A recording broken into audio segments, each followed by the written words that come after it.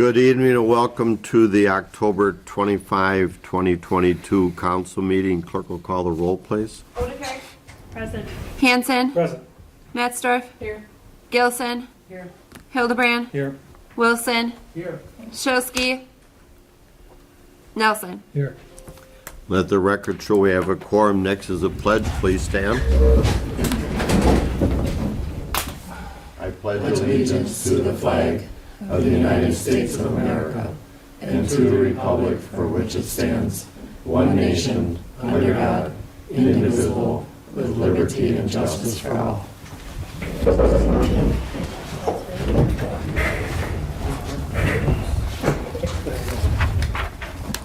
Next on the agenda is the approval of the consent agenda. The chair will entertain a motion.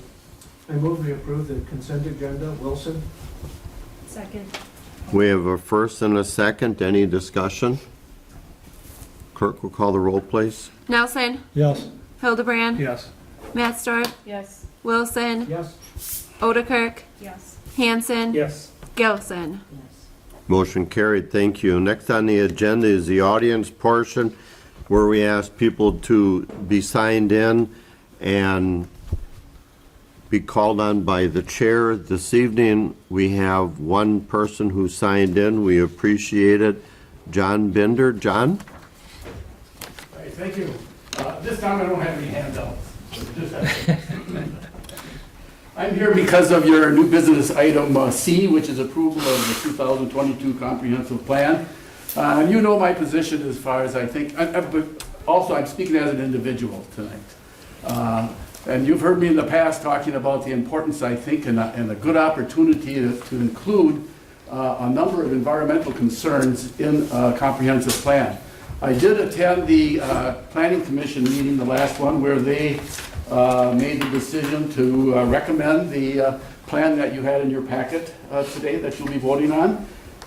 And one of the things that I noted from watching the Planning Commission discuss the plan, most of the discussion was over the comments that were submitted by the public in writing and comments made at the August 4th open house public hearing.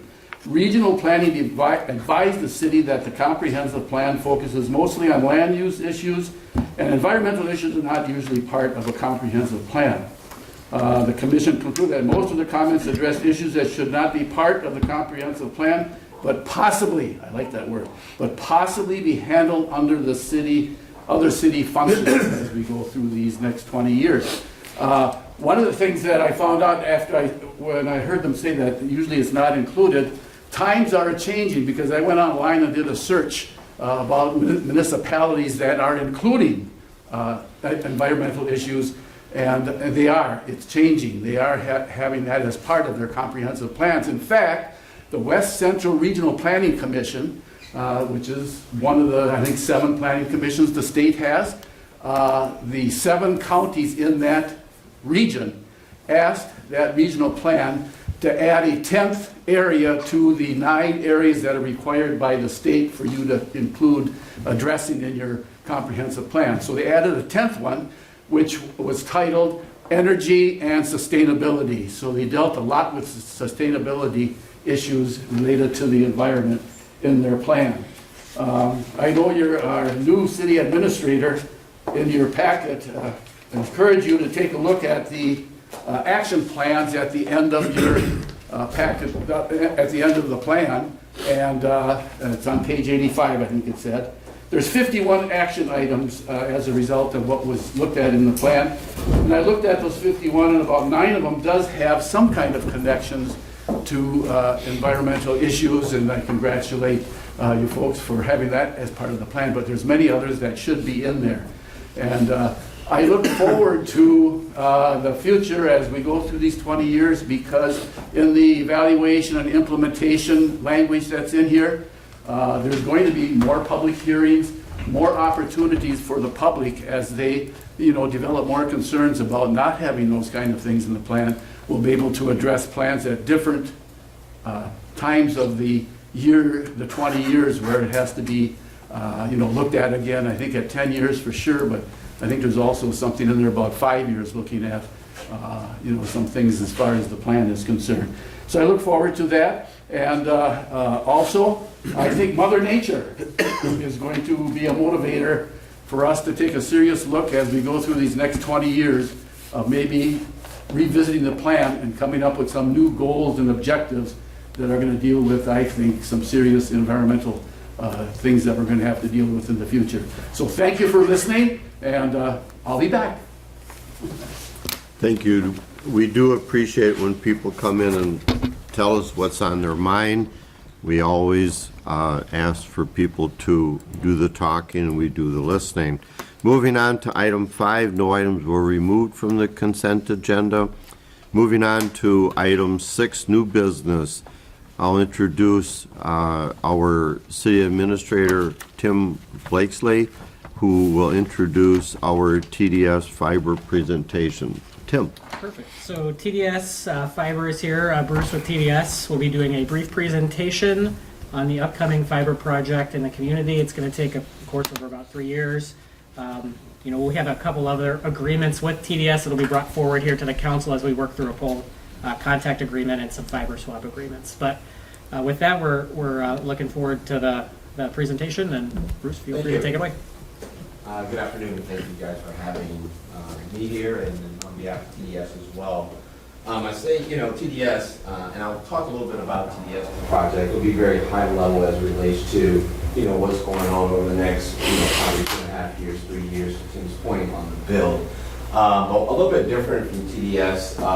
My role, one, I'm the manager of business development, and I told Tim on our intro is that I'm kind of like the city's first date, right?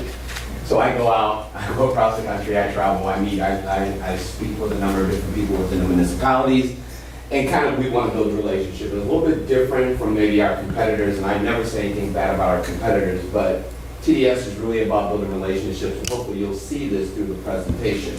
So I'll go as quick as I can because I know I'm limited and also very conscious of your time as well, and I do have to drive back to Madison, but I wanted to be here to present this to you, so we will get started. So today I'll talk a little bit about the introduction, tell you a little bit about the history of who TDS is as an organization. We'll talk about the benefits to the community when we talk about fiber. A little bit on construction. I'm not an engineer, but I'll get a little bit into it. And then any questions that you may have. So TDS, who are we? TDS stands for Telephone and Data Systems. We are a telecommunications company. TDS Telecom is, but our parent company is TDS Corporate out of Chicago, Illinois. We're sister companies with US Cellular, which you probably have heard of, OneNet, which is an IT solution organization, and then Solarstros, which is a promotional company that we've had. Again, we've been in business a little bit over 50 years. We are a Fortune 1000 company and traded publicly on the New York Stock Exchange. However, we like to say we're still family owned because the majority of the shares, the Carlson family actually has the majority of the shares.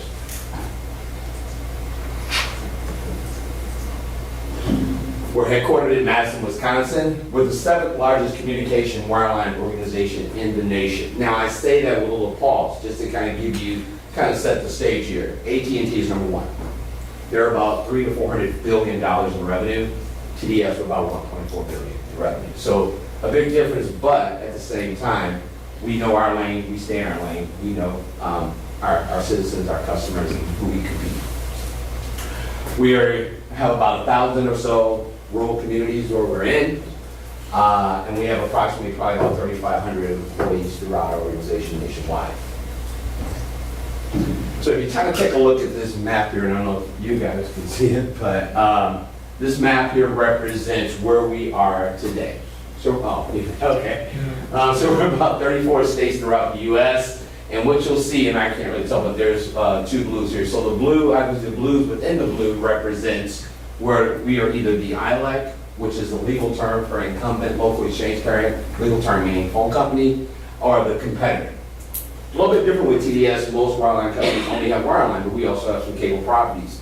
You go out to the west in Oregon, we acquired a company called Ben Broadband out in Oregon a few years back, and then you see sprinkled between Nevada, Utah, Colorado, New Mexico, Arizona, and Oklahoma. We purchased a company called Baja Cable years ago, which kind of built it out, part of our cable requirements. as recent as 2019, over on the East Coast in North Carolina, we purchased a company called Continuum, which is in Mooresville, which is about a suburb of Charlotte. And so TDS, as you can see over the growth of at least the last 50 years, now we're, like I said, about 53 years old, but we were growing from the standpoint of acquisitions, acquiring other organizations. About 5 years ago, we said, what would it be like for us to go into a community that really doesn't know us and actually build out our own network? Because everything out there that was for sale was coming in the range of $300 or $400 million, and that's kind of where we play. But even the ones that were left, the infrastructure was not great, and it required more capital to really build it to where we needed it to be. And so we went to a community called Sun Prairie. You guys are probably familiar with Sun Prairie. So in 2017, Sun Prairie was in a position of actually the city was building their own fiber network. And what they soon realized is that it takes a lot of capital to build a fiber network. And so it was kind of like the perfect storm for us. We went into Sun Prairie, community of about 30,000 people, 10,000 households, and we actually purchased all their assets and made them whole, and then we completed the build in about 16 months. Now, in our business, we like to say competition is great. What was going on in Sun Prairie at their time, they had Frontier, who was basically trying to go into bankruptcy, and they were the incumbent phone company. And you had Charter Spectrum, who was just basically saying, hey, we're going to charge you whatever. So there's really no competition from the standpoint of even the playing field and no choice for our people.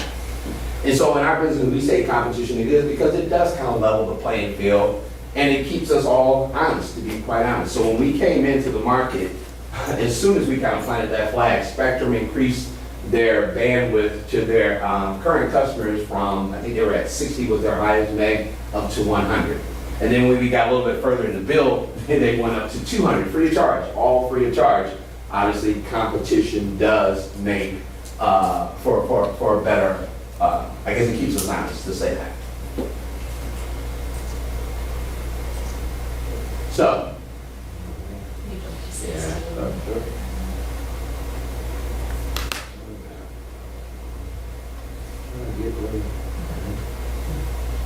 all right, so that brings us to why Plymouth. Well, our senior leadership, they spend a lot of time with a lot of different metrics as it relates to what markets we choose.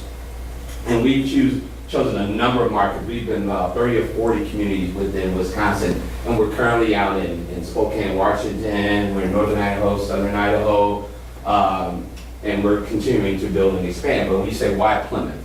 Well, because it meets the demographics that our organization leadership look for, the growth that you guys have, as well as building a need for a competitor, right?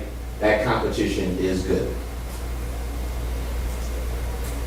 And so when we talk about benefits and why the whole community benefits, I think, it's crazy when you think about it. It's almost been 3 years since COVID, right? And COVID has changed the lives of how we live, learn, work, go to the doctor, a number of different things.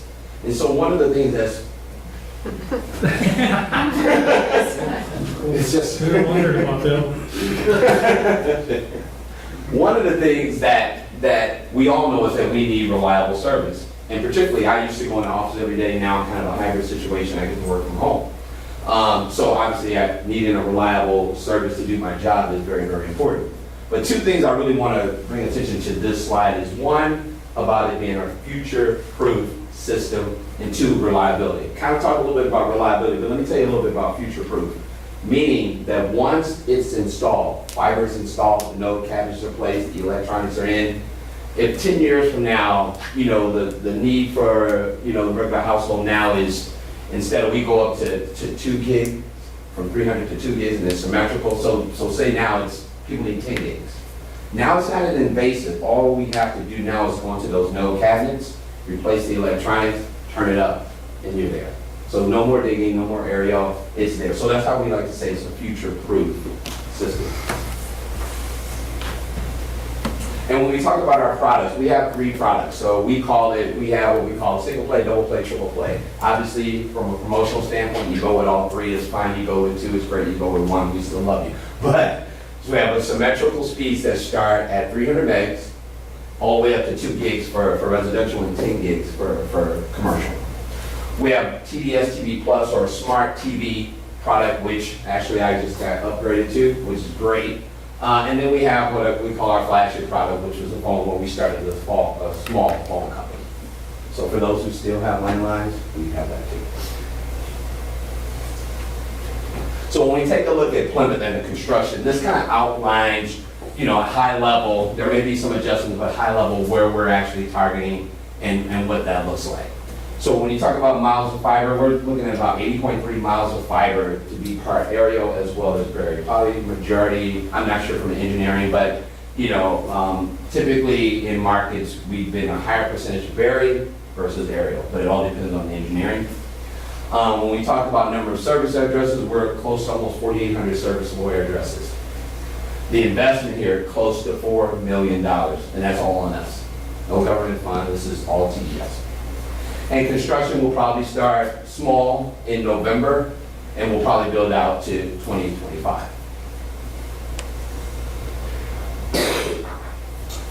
So with construction, I think we've learned so much over the last 5 years when it comes to construction. And one, it's pretty easy because one, as someone who's a homeowner, who's a resident, I always wondering like, what the heck is going on? So we've learned over the last 5 years is that we need to do our due diligence when it comes to communication, because communication and having a robust communication plan is so important as it relates to letting the residents know what the heck is going on.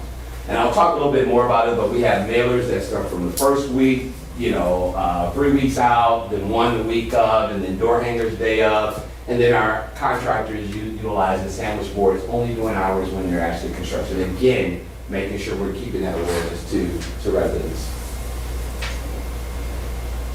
And then this, I can say, this triage team, this is something, and I was telling them about this is something because we know you're gonna get calls, right?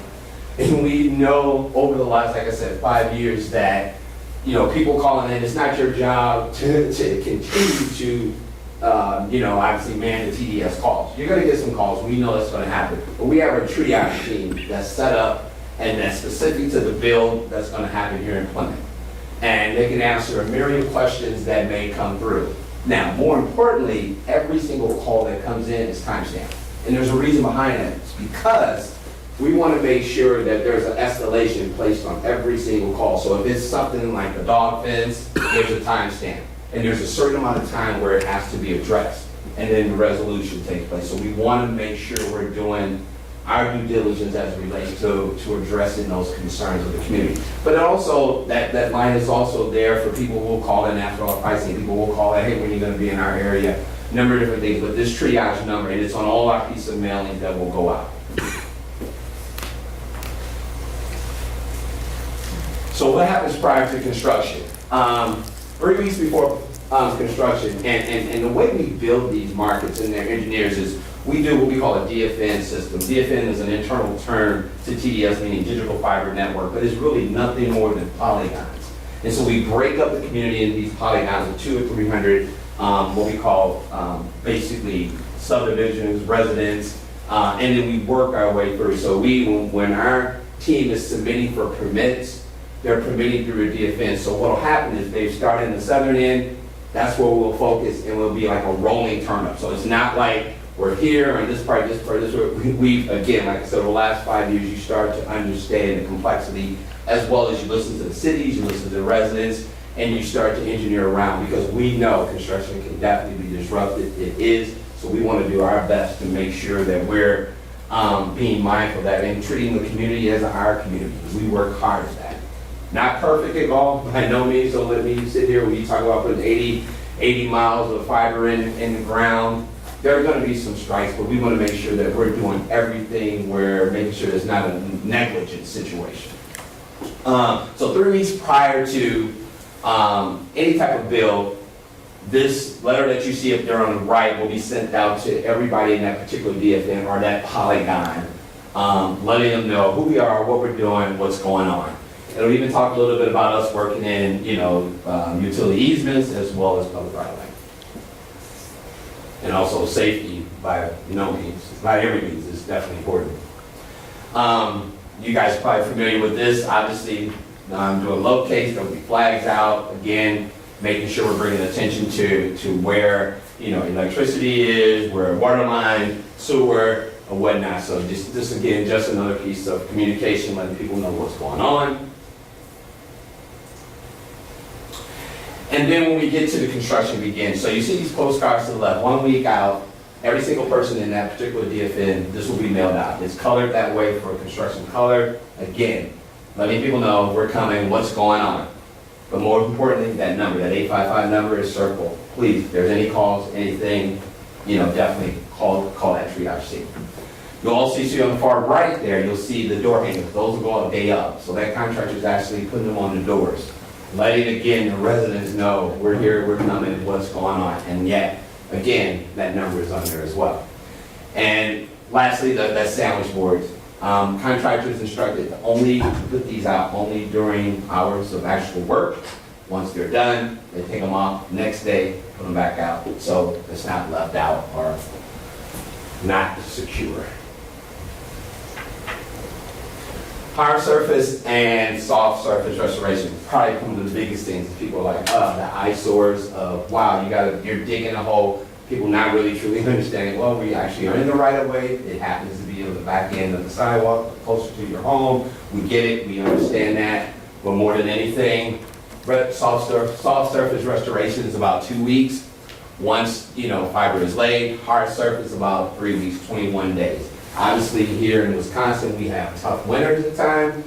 So if they can't reach, there will be a temporary solution put in until, obviously, once, they're able to be able to work. You can't work under 3, 4, 5 inches of snow. And then these small yard signs, if there's not an ordinance to use it, we like to put these out too, again, just to inform, the residents, what's going on, here's the number, give us a call. Again, trying to take that pressure off the city, be a buffer for the city. And now this year, I think this is really unique, and this is something, again, we've adapted probably in the last 2.5 years. We have a portal to this, tdsfiber.com. This portal will allow, the cool thing about this, one, it'll talk about safety, which is important. It'll talk about when construction begins, but the key thing about this portal, it will allow that residents to go put their address in, kind of give them an update of where we are in that bill status, So that's really, really cool. And then the other thing that's cool, we have a couple of YouTube videos in there. Again, they serve as a tutorial. People may click on it, they may not, but help people understand what's a public right of way, what's an easement, what's a utility easement. Again, just trying to educate, trying to do our best to make sure that the community knows what's going on. And as I said, once they go into that portal, they put the address in, you kind of see on the side reference whether it's under construction, hey, it's pending, coming back, come in later and look. Again, it's just another way of continually communicating, trying to offer visibility into the project and what's going on.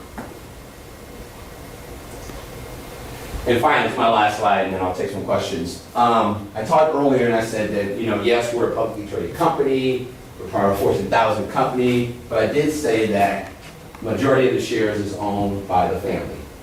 And that's because the Carlson family is really about engaging the community. And when I say engaging the community, what I mean, we have what we call field marketing teams. And there'll be a field marketing person in the area that is responsible for continuing building relationships. And they do there are like three different buckets in which I would say they work out of it.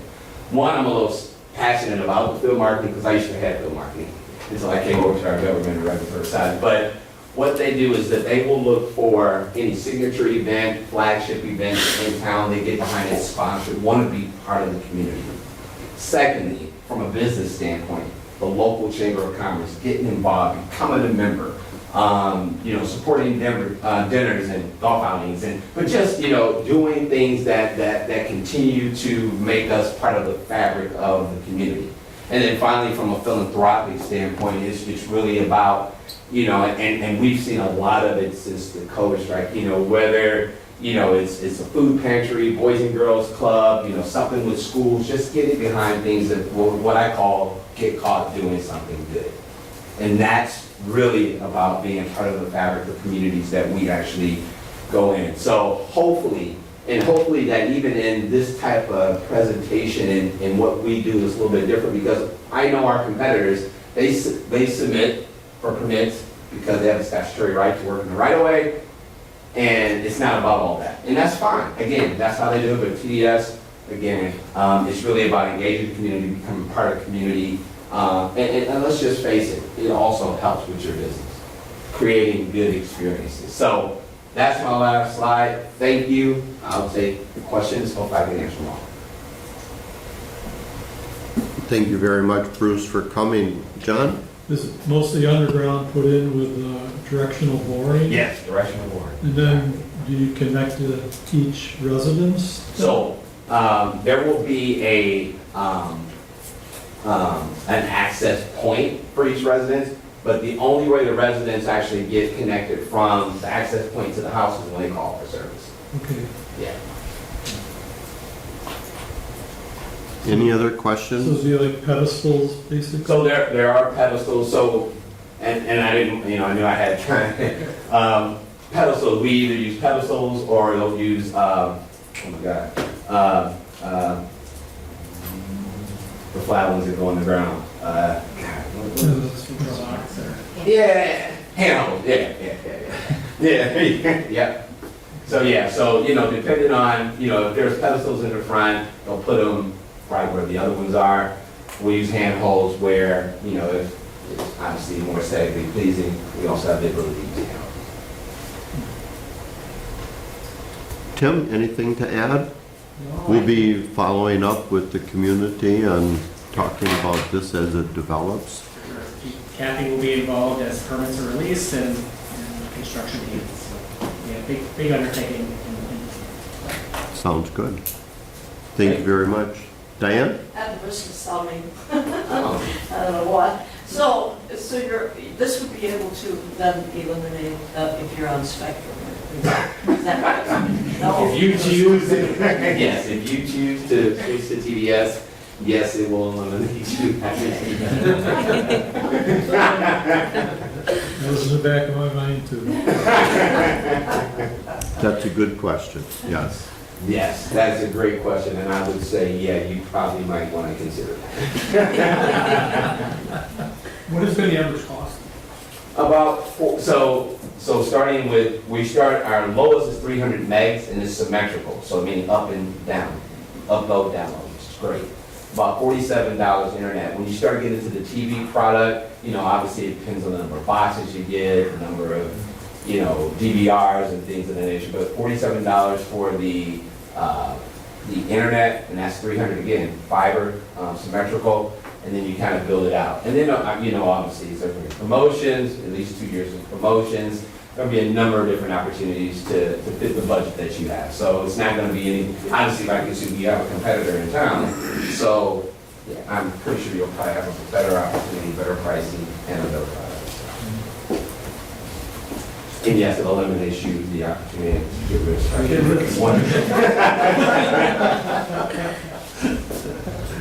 Excellent. Thank you very much. Thank you. Appreciate you driving up and Oh, no have a problem. safe drive back. All right, look forward to working with you guys. Thank you, Tim. Thank you. All right. Appreciate it. Thank Take you. care. Moving on to item B, repeal and recreate the external social media policy. Administrator Tim? Sure. So the city maintains social media sites just to provide information about city programs and services, projects. One of the things that I have used throughout my career is increasing the number of posts and getting that out there for the community. Anna has done a really nice job of that as we've gotten started here. We were posting maybe once a day, and now we're up to hopefully, or we were posting once a week, and now we're posting once a day to really provide that information. We had a previous social media policy that sort of went defunct and wasn't really being used. So I had created this policy at another organization.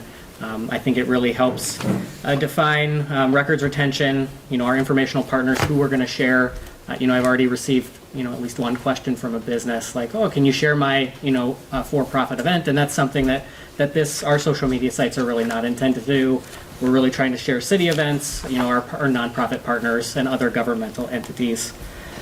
We also talk about liability, staff responsibility, records retention. Employee use of social media is not governed by this policy. That's a separate policy, just our internal electronics use policy. But overall, this, I would say it's a pretty standard policy. Crystal had a chance to review, and so staff recommends approval, repeal of our old policy and approval of this one. Good, thank you. Are you looking for a motion to adapt that new policy this Correct, evening? yes. Okay. With that, the chair will entertain a motion so we can discuss. I'll move that we repeal and recreate the external social media policy. Second, Hanson. We have a first and a second. Any discussion? Clerk will call the roll, please. Hanson. Yes. Mattsdorf. Yes. Wilson. Yes. Gilson. Yes. Nelson. Yes. Odekirk. Yes. Hildebrand. Motion carried, thank you. Moving on to item C, approval of 2022 comprehensive plan update. Administrator Tim? So Wisconsin's comprehensive planning law requires a municipality of Plymouth to have a comprehensive plan and update that plan every 10 years. So we previously adopted our plan in 2011, so we were due for an update. This plan is really designed to ensure that we're Plymouth's policies guiding future decisions align with our kind of vision and goals as a community. Bay Lake Regional Planning Commission, along with the Plan Commission, helped put this document together. That kicked off in July of 2021, and the process lasted all the way through really this last Plan Commission meeting in early October when it was approved. There was a public hearing held on August 4th, which we received a number of comments. Staff took all the comments received at the public hearing, and we also had an open house. Some of those comments were incorporated in. A lot of the comments were already in the document already. It's obviously a long and detailed document. I think in my memo focused the council's attention on the action plan, which is really the tasks that the document outlines as recommendations, over the next 20-year period. It's a very lengthy planning document. I think it's important to note that this plan is a guide for the community. It doesn't lock us in. It doesn't bind the council to follow every recommendation and project, and amendments can be made at any time. But overall, the plan really turned out nice. Bay Lakes did a great job. The Plan Commission really did an excellent job. So staff does recommend approval of the 2022 to 2042 comprehensive plan. Thank you. With that, the chair will entertain a motion. Mr. Mayor, I will move to approve the 2022 comprehensive plan. Second, Hildebrand. We have a first and a second to approve the 2022 comprehensive plan update as submitted. Any discussion? Alder Hanson? I just want to mention that what a good job that the staff did and with the committee members on putting this together, the time factor they spent in this, getting this done. So I want to compliment them on such a big project to take over the process of time. And I also want to mention that this, as Administrator Blakeslee mentioned, that amendments can be done at this any time. It isn't set in concrete. So John, we couldn't address you when you're speaking, but those things, if the council wants to, they can be added or changed. And I give you, for instance, like I'm suggesting someday an all-purpose pickleball facility. So that's something that could be added to this particular basis. But so those are it's not set in concrete. I had to get that plug in for pickleball. Nicely done. Any other comment? John? I was kind of pleasantly surprised at some of the detail that was in here. The item coming up about affordable housing, and there was a lot of information in here that was gathered by the Planning Commission and the consultant that addressed that. But also, I kept thinking, well, where's this and that? And then I'd get further down and it talked about electric vehicle charging stations and things like that. So I was really pleasantly surprised by how much detail was in here and the good job that everybody did. It's a good guide. Any other comment? Quite a bit more expansive from the 10-year-old plan that we were looking at in the past, and definitely has some look-forward opportunities in it, which is important. So, Mayor, Great. should that also be added? I know you said 2022, but should we go to 42 as well in the motion for the comprehensive plan? well, we're calling it the 2022-2042 plan. Well, that's what I We mean, could- she didn't we say could- the we could- 2042, but should be. First and second agree to that? Okay, that's the intention, certainly. Thank you. With that, clerk will call the roll, please. Hildebrand, Yes. Nelson, Yes. Wilson, Yes. Mattsdorf, Yes. Odekirk, Yes. Gilson, Yes. Hanson. Yes. Motion carried, thank you. Moving on to item D, approval of vacation policy handbook amendment. I'll call on Administrator Tim Blakely to give us an update on that, please. Yes, so just at 6 o'clock, the Finance and Personnel Committee discussed this handbook amendment change. Staff is recommending changing the number of floating holidays from 1 to 2 in the personnel manual for non-unionized staff. This would match paid days off for police officers as part of the most recent police union contract. So this will maintain consistency across our staff members. Obviously, it also adds an incentive for staff during a time when the city really can't match wage increases with CPI. So it's another benefit for city staff. So as presented, Leah did a nice job putting this together and presenting it to Finance Committee, Personnel and Finance. So staff does recommend the approval of this item. Thank you. The chair will entertain a motion and call on Finance Chairman John Nelson for a motion, please. I'll move that we approve the vacation plan. Vacation policy Vacation handbook policy amendment. handbook amendment. I'm sorry. Second, Wilson? We have a first and a second. Any discussion? Clerk will call the roll, please. Gilson, Yes. Nelson, Yes. Odekirk, Yes. Hildebrand, Yes. Hanson, Yes. Mattsdorf, Yes. Wilson. Yes. Motion carried, thank you. Moving on to item E, approve removing the December 29th council meeting.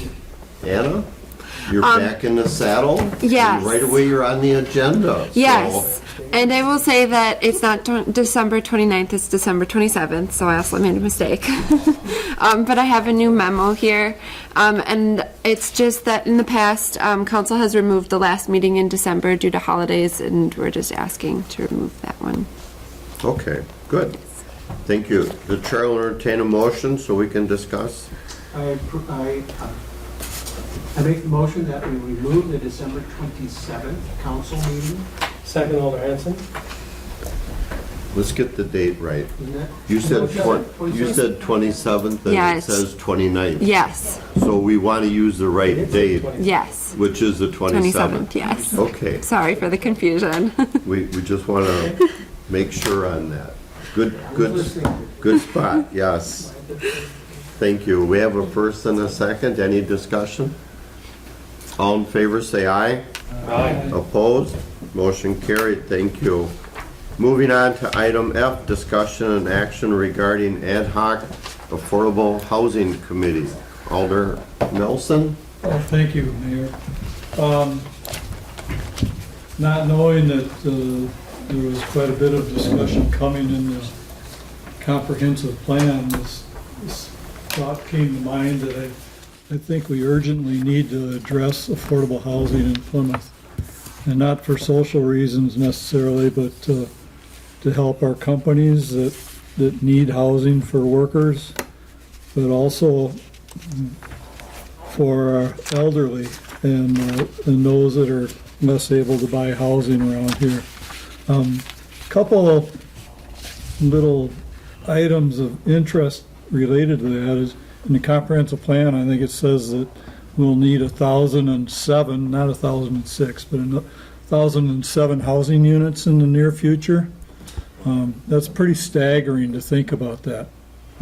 And then I did a little research on some of the housing for elderly and those that have disabilities in the area. I stopped at Briarwood Cottages and talked to the manager there just last week. She has a list of 25 people that would like to be in Briarwood Cottages, but that's the most she can keep on a list. She felt that she could have 150 people on a list waiting to get in there. And I stopped at Quitquiac Manor, and Tim, you were there the other day.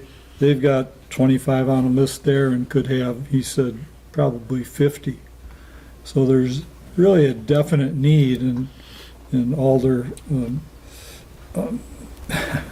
Hildebrand. You know well how hard it is to find housing for people that are on limited income. It's really very difficult. So anyway, that's the problem as I see it in the community. And the goal of this effort would be to guide affordable housing development in Plymouth over the next 10 years. Now, I know Sheboygan County Economic Development is working on this, and we would need to coordinate this effort closely with them. And 4 of the major employers in the area have donated, I think, $4 million each towards this effort. So we need to work with them to come up with some solutions locally. The objectives, as I see it, and this could be expanded, are first, let's identify the scope and the types of needs that are out there, and I already mentioned both elderly and for workers. Identify the housing type alternatives desired. Certainly a lot of this would be rental, some ownership, could be single-family duplex apartments, mobile homes. I even saw on a website that in Singapore they offer dormitories at some factories for immigrant workers in Singapore. Believe it or not. So I mean, there's many alternatives, and we need to get a list of those out to whoever needs the housing. I think it's important that we coordinate this housing effort with the school district so that units are placed in areas of the surrounding the city where it can accommodate children going to school. And then identify financing options. We talked about TIF 4 closing the other day. That's one alternative, but I think there are quite a few private means of financing this effort if we're very creative. Then we should really review experiences in similar sized communities and close by communities. The city of Sheboygan has a plan out. I heard secondhand that they did have one affordable housing area that created some problems in the surrounding subdivisions. So, I mean, this needs to be planned out well so that it fits in the community. And I just went through, in my mind, potential participants. Of course, this is up to the mayor if we approve this effort to assign people to the committee, but certainly we need a corporate representative, school district representative, I think a building contractor that could speak as far as what type of housing would be more affordable than others. I thought of a finance expert, maybe a banker that could help us find ways of financing. Certainly the city administrator and probably a council member. I don't know that we would necessarily put the director of the economic development on this group, but they would certainly be in consultation with us. And the final product, this could change, but a written strategic plan reporting to the council and community at large that covers the next 10 years and beyond by December 1st, 2024. Maybe we'd make that 2023, I don't know. So that's my proposal, is to form an ad hoc committee on affordable housing and if you have thoughts, I'd sure welcome any thoughts you have. Thank you, Alder Nelson, and I do think that we're entering a phase here where we need to think out of that box as we go forward with our TIF 4 closing and some of the needs of the community. And I appreciate the work you did on this, John, bringing it forward, and the partnering that you've discussed with the SCDC, and certainly there's a lot of good examples that we can use to formulate something.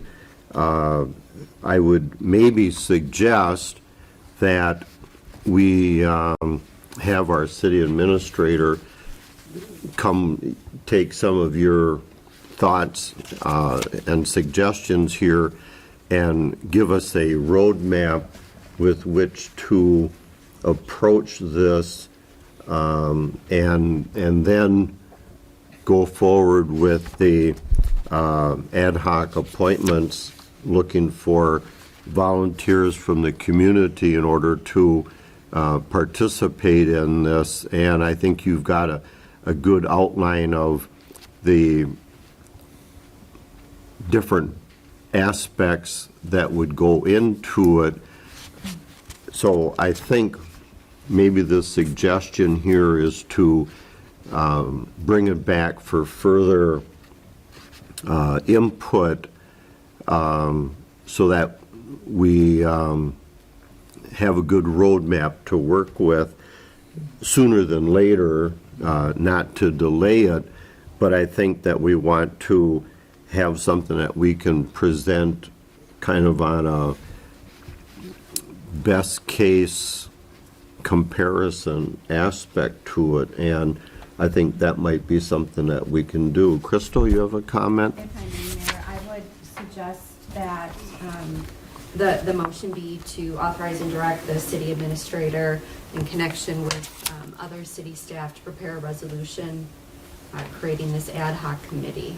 And then I would anticipate that Tim would tap into others, myself included, and we could put together a resolution for the council to consider, outlining the purpose of the ad hoc committee, identifying the members, and using a lot of the information that Alder Nelson put in his presentation. Exactly, yep. I think that's well, is that Yeah, kind of where you that's were great. thinking? I just want to get the ball rolling. Yeah. So I. And it's not going to Yeah. happen overnight. We have budget to worry about. But at the same time, we certainly have an opportunity in our budget process and TIF 4 moving ahead, and some of the land that we have available that is already in the city, and what is appropriate and what isn't appropriate. So, and the fact that we have 4 large corporate partners participating, I would probably say that this is a win-win situation, and certainly something that we could really take a big bite at and make it sooner than later, because we know how hard it is for workers everywhere, and certainly we have the jobs and the family support jobs that our community would be more than happy to add to it. So with that, I think we'll entertain a motion similar to what Attorney Feber said to start the ball rolling. And John, I would ask you to make the motion, Okay. and then we'll look for a second.